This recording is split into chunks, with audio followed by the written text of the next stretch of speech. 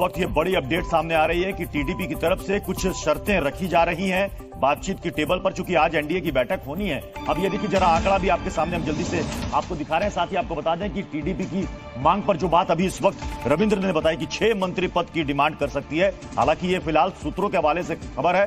हालांकि जब ऐसी स्थिति होती है, जब बड़ा दल के रूप में कोई दल आगे आता है नतीजों के बाद लेकिन बहुमत से दूर होता है, तो जो उसके सहयोगी हैं वो अपनी डिमांड रखते हैं, क्योंकि यहीं से फिर बार्गेन का खेल यहां पर शुरू होता है। तब ऐसी सूरत में रवि, जो बात अभी बहुत ज्यादा जिसकी अटकलें लग रही हैं कि इंडिया गठबंधन की तरफ से अभी पीएम चेहरा तो उन्होंने लाया नहीं था, क्या नीतीश कुमार को पीएम पद का ऑफर दिया जा सकता है क्या? क्योंकि कल राहुल गांधी से सवाल किया गया था कि आप विपक्ष में रहेंगे या सरकार बनाएंगे, तो उन्होंने कहा था कि कल शाम को हम आपको बता देंगे, कोशिश हम करेंगे जरूर। आप ये बखूबी जानते हैं कि इंडिया गठबंधन की पहली बैठक पटना में हुई थी और नीतीश कुमार ने उसकी कहीं ना कहीं अध्यक्षता की थी। पहली बैठक पटना से ही शुरुआत होती है, फिर बेंगलोर, फिर महाराष्ट्र और फिर आखिर दिल्ली में एक बैठक होती है। तो कहीं ना कहीं नीतीश कुमार का एक जुड़ाव रहा है उस गठबंधन से। लेकिन वो नाराज भी किस वजह से हुए थे कि न तो उनको गठबंधन का कन्वेनर बनाया गया, न प्रधानमंत्री पद का दावेदार बनाया गया। अब दोबारा अगर उनको इस तरह की चीजें दी जाती, उनको ऑफर किया जाता, तो नीतीश कुमार को क्या भरोसा होगा कि इस ऑफर पे कि नहीं होगा, ये देखने वाली बात होगी। और क्या ऑफर होने के बावजूद भी नीतीश कुमार प्रधानमंत्री बन सकते हैं, नहीं बन सकते, क्या आंकड़े उनको आंकड़े अगर उसके आसपास पहुंच रहे हैं कि नहीं, ये भी देखना होगा। केवल नीतीश कुमार के आने से इंडिया गठबंधन की सरकार नहीं बनेगी, उसके साथ साथ और भी चीजें चाहिए, क्योंकि 233 के साथ 12 होगा तो 245 होगा। उसके बाद अभी भी आपको कम से कम 25 सीटों की व्यवस्था करनी पड़ेगी, को तोड़कर लाना पड़ेगा। क्या चिराग पासवान को आप ला सकते हैं? क्या और पार्टियां जो है चंद आपको बीजेडी, हालांकि एआईएमआईएम से सिर्फ एक ही सीट है, लेकिन वो कह रहे हैं हमारा सपोर्ट पूरा रहेगा। हालांकि अदर से भी कुछ पार्टनर्स यहां पर आ सकते हैं, लेकिन अगर आप देखें तो सिर्फ टीडीपी और जेडीयू, ये भी सच्चाई है, आंकड़ों के लिहाज से इन दोनों के आने से भी इंडिया गठबंधन की सरकार नहीं बन रही है। रविंद्र, टीडीपी को लेकर आपने बड़ी खबर तो दे दी कि कुछ शर्तें रख दी, तो क्या ऐसी शर्तें जेडीयू की तरफ से नहीं रखी जाएंगी? क्या डिमांड नहीं रखी जाएंगी क्या? एक बार की नाराजगी नीतीश कुमार की इसी बात को लेकर थी कि आपने कैबिनेट में हमें कुछ स्थान ही नहीं दिया। अब वो उस वक्त वो चाह रहे थे कि कम से कम एटलीस्ट 3 मिले, एक ही मिला था उनको।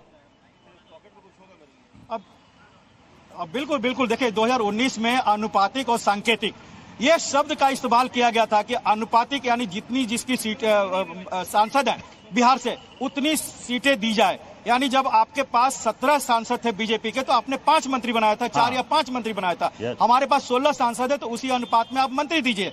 लेकिन सांकेतिक दिया जा रहा था, हर गठबंधन के सहयोगियों को 1 सीट दी जा रही थी, चाहे वो टीडीपी हो या फिर शिवसेना हो या फिर जदयू हो। जदयू नाराज हो गए नीतीश कुमार और शामिल नहीं हुए थे। बहुत बाद में आरसीपी जब अध्यक्ष बने तो उन्होंने अपने लिए, कहा जाता है कि उन्होंने मंत्रिमंडल में आए थे।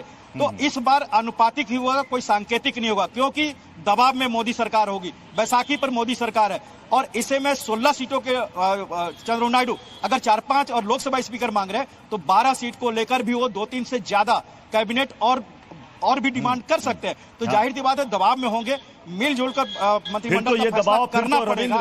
दबाव में करना पड़ेगा। ये दबाव एलजेपी की तरफ से भी होगा, क्योंकि एलजेपी जो बीजेपी की पार्टनर है 3 बार के लोकसभा चुनाव में 100% स्ट्राइक रेट के साथ आ रही है। बिल्कुल बिल्कुल, जो चिराग पासवान है, पहले जो आपको याद होगा कि पशुपति पारस की जगह पर चिराग की बात हो रही थी, तो उनको केवल एमओएस देने की बात हो रही थी। लेकिन इस बार 5 सीटें लेकर आए हैं, बड़ा घटक दल है, तीसरे बड़ा घटक दल है बीजेपी के बाद एनडीए में। तो जाहिर सी बात है उनको कैबिनेट खुद को तो मिलना तय है, और ऐसे में एक या दो एमओएस उनको अपनी तरफ से भी बीजेपी ऑफर करेगी, क्योंकि चिराग पासवान एक बड़ा चेहरा हो गया, दलित चेहरा भी है, बड़ा चेहरा है बिहार में। और कई बीजेपी के नेताओं का मानना है, खुद चिराग पासवान भी कहते हैं कि नीतीश से ज्यादा भरोसेमंद चिराग पासवान है। तो ऐसे में उनको तो कतई नाराज नहीं किया जा सकता। यानी इस बार सबको लेकर ही चलना पड़ेगा, सबको लेकर के भी चलना होगा, क्योंकि स्थितियां 2019 से 2024 में काफी बदल चुकी हैं। आप सहयोगियों को नाराज नहीं कर सकते, सबसे बड़ी बात यही है, सहयोगियों को आप नाराज नहीं कर सकते।